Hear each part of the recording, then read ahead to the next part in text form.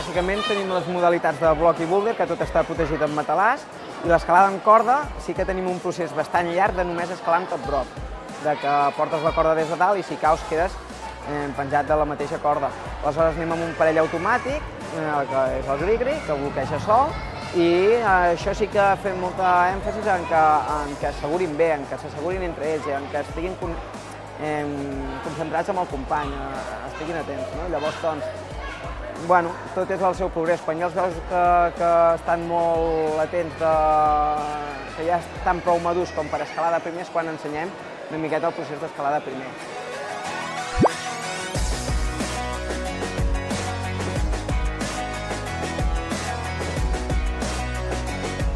Qualsevol nen, de qualsevol cultura, de qualsevol edat, sigui quin sigui el seu context, de forma espontània, igual que camina, igual que corre, doncs practicaria l'escalada. Doncs seria una disciplina ancestral del ser humà, no? I per un altre costat, doncs, través la força d'extremitat superior, extremitat inferior, l'estabilitat lumbopèlvica, a través la lateralitat, la visualització. Vull dir, hi ha molts conceptes que penso que enriqueixen a la persona com a nivell motor. El que estem realment sorpresos és les habilitats que agafen els nens, no? Quan porten un temps, sobretot amb el tema de la lateralitat també, de dreta a esquerra, i després també molt amb l'equilibri. L'escalada és un esport molt d'equilibri i saben portar el centre de gravetat allà on el cos els hi demana, no?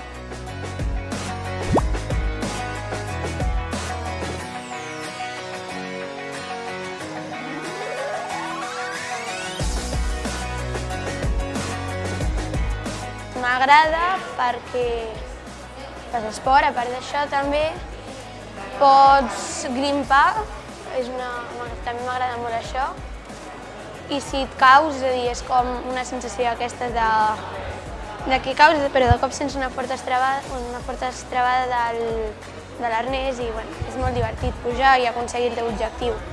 Per mi em costa menys escalar les parets rectes i a les parets curves em costa més. Hi ha preses més difícils i que et tens de posar molt inclinat. Que escalar seria per mi el millor i que és el que es fa sempre, vaja. Quan ets petit ja t'agrada atrapar arbres i que mola molt fer-ho.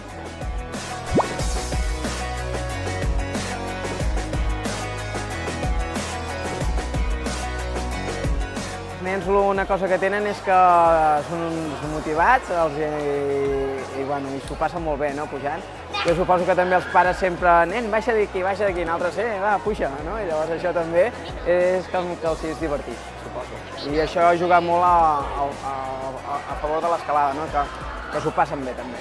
Igual que una persona fa una firma i un grafòleg pot dir tens aquests trets de personalitat, en funció de com veus algú que escala, pots definir els trets de personalitat.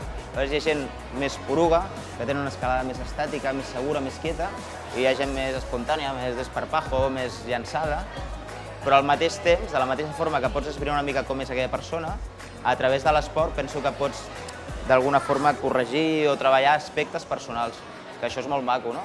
Algun nen que pugui ser insegur, que pugui tenir complexes, que sigui competent, o fer-li posar dificultats perquè pugui desenvolupar certs moviments, penso que l'afavoreix molt com a esportista i com a persona.